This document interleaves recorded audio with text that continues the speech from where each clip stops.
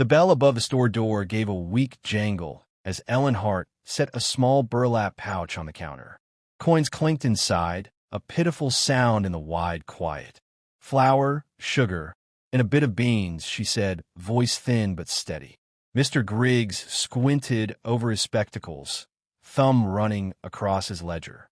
Prices went up this week, Miss Hart. You're short. The air felt thick, heavy with dust and stares. 3 men leaned against the barrel rack, pretending not to watch. Someone chuckled low. Ellen straightened, fingers tightening around the edge of her shawl. I gave you fair money last week. Last week ain't this week, Griggs replied, sliding the coins back toward her. They clattered like dry bones. Can't make no charity of business. Her eyes flicked to the shelves, sacks of grain, tins of peaches, bacon hanging in the window, all of it close enough to touch, none of it hers. Her stomach twisted, but her face stayed still. Then I'll take what this'll buy, she said. Griggs shook his head. Not enough for even a pound. Best come back when you got more coin. The men by the barrels grinned. One of them, a ranch hand with a crooked hat, muttered, Guess the land's too tough for a woman alone. Ellen heard it but didn't answer. She gathered her empty hands, lifted her chin, and turned toward the door. Her boots scuffed against the warped floorboards. Outside, the wind moaned through the hitching posts, dragging dust across the street like a shroud. The sun hit her square in the face as she stepped onto the porch. She blinked hard against the glare. A wagon rattled past, the driver not looking her way. Then came a voice, low, quiet, carrying across the wind. Ma'am. She turned. A cowboy leaned against the rail post beside a tall sorrel horse.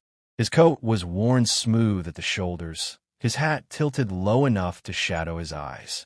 A scar cut along his jaw, silvered with age. Ellen didn't know him. Nobody did. You look like you could use a hand, he said. Her jaw tightened. Don't need charity. He didn't smile, didn't flinch. Ain't charity. Just supper. Silence hung between them, broken only by the creak of the swinging store sign. She studied him, the calm in his stance, the dust on his boots, the faint smell of trail smoke. Something about him felt older than the land itself. I don't even know your name, she said. He glanced toward the setting sun, then back at her. Don't matter much. But if you'll come along, I'll see your table fed tonight. The townsfolk inside had pressed to the window, their whispers floating out through the glass. Ellen hesitated only a heartbeat before she nodded once, slow. The cowboy swung into the saddle and offered his hand. She took it. 2 figures, one proud, one weary, walked down Dry Creek's road into the red dusk, leaving gossip and hunger behind in the fading light. The rabbit sizzled over the fire, its scent winding through the cool desert air. Sparks drifted upward, vanishing into the dark.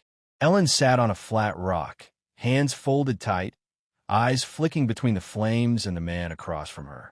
Reese turned the spit once, slow and steady. His face stayed unreadable, carved from shadow and emberlight. Somewhere beyond the fire's edge, a coyote cried. You didn't have to do this, she said finally. I did, he answered without looking up. The way he said it left no room for question. The fire snapped. A gust of wind sent a coil of smoke twisting toward her. Ellen blinked through it, watching him work in silence. His hands were rough, deliberate, the hands of someone who'd built fences, broken horses, maybe buried a few ghosts. He tore a piece of bread from a tin pan, passed it to her. Ain't much, but it'll fill you. She hesitated, then took it. The bread was warm, smoky. It tasted better than anything she'd eaten in months. For a while, the only sounds were the fire and the far-off whisper of the wind through sagebrush. Finally, she asked, You live out here alone? Reese shrugged. Been riding long enough, I stopped counting the miles. She studied him across the flickering light. His coat looked military, or what was left of one. A bit of blue cloth was sewn inside his saddlebag, frayed but carefully folded. You a soldier? She asked. He poked at the fire. Used to be. The way he said it made her chest ache. Ellen glanced up. The stars stretched wide above them, cold and countless. My husband was a fighter too. Not a soldier, just against the land. It beat him in the end. Reese didn't move, didn't speak. The flames painted his scar the color of copper. When he did speak, it was quiet. The land beats most of us eventually. Question is how we stand before it does. Her eyes burned, not from the smoke. I tried, she whispered. I kept the ranch as long as I could. Lost it anyway. He looked up then, meeting her gaze for the first time. Something steady in his eyes. Not pity, something older, weightier. You didn't lose, he said.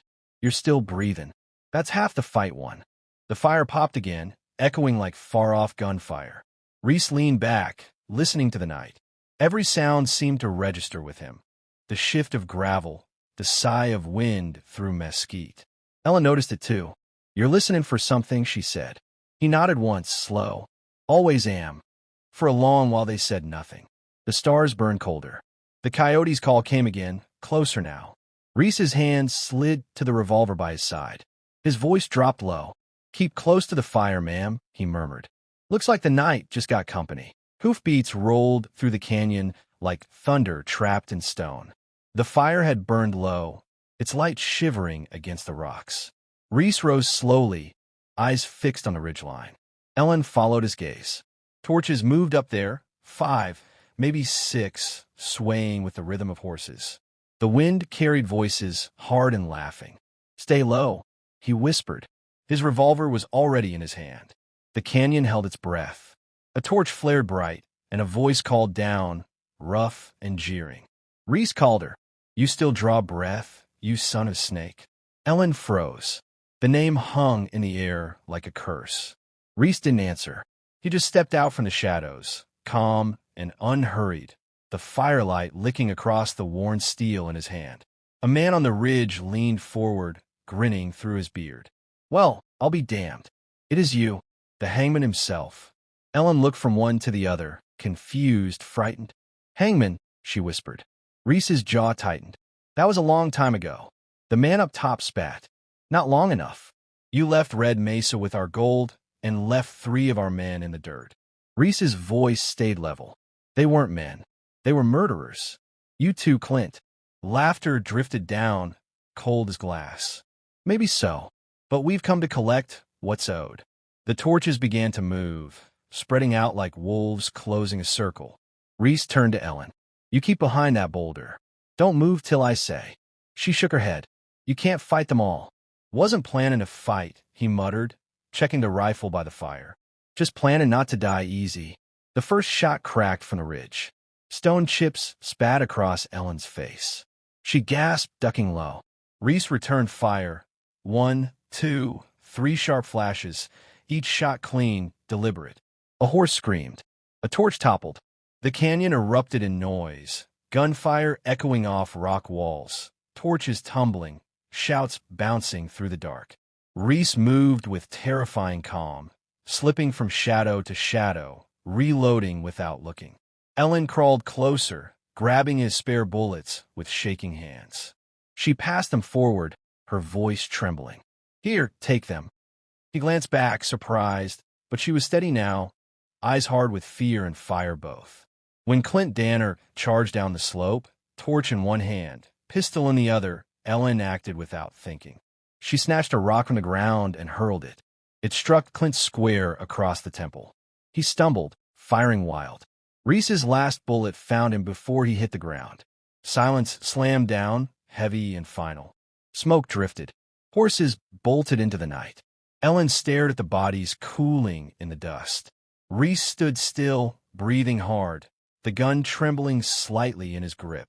He holstered it slowly, eyes on the dying fire. Didn't want you to see that part of me, he said. Ellen's voice was quiet. You saved me. Reese looked toward the dark horizon. No, ma'am, he murmured. Not yet. The dawn wind cut through the canyon, cold and colorless. Smoke still curled from the dead fire. Ellen stirred, the ache of the night's terror heavy in her bones. Her hand reached toward the other side of the fire pit. Empty. Reese? Her voice cracked. Only the wind answered. She stood, scanning the pale horizon. No horses, no boot prints, but one trail leading west into the desert. He was gone. Something caught her eye, his hat, resting beside a burlap sack tied with twine. She sank to her knees, fingers trembling as she untied it. Inside were flour, beans, sugar, more food than she'd seen in months. And tucked between the sacks, a folded scrap of paper. For your table. For your hope. That's all I ever wanted to feed. The words blurred as she read them. Tears mixed with the dust on her cheeks. She clutched the note to her chest, staring toward the canyon rim where the sun bled across the sand. Somewhere out there, a lone rider was already fading into the light. Days later, the townsfolk of Dry Creek whispered of what they'd seen. Ellen Hart returning down the long road with food, her head held high. She said little, only that a stranger had helped her. Mr. Griggs asked what kind of man he was. The kind who keeps his promises, she said, and walked out. From then on, Dry Creek carried a new story, one told in low voices at dusk, when the sky turned the color of old fire. They said a man once rode through their town, a drifter with a scar on his jaw and a past too heavy to name. They said he'd fed a hungry widow and vanished before sunrise. Some swore he was a ghost, come to balance the scales. Others said he'd been a killer once, trying to feed something in himself that death could never fill. The years rolled on, and the story bent with the telling. Children called him the hangman turned holy. Ranchers left extra bread at their gates. For the hungry, they'd say, a quiet offering to whatever mercy haunted the desert. Ellen kept her ranch. She named it the Hangman's Mercy. Each season she took in drifters, fed them without question.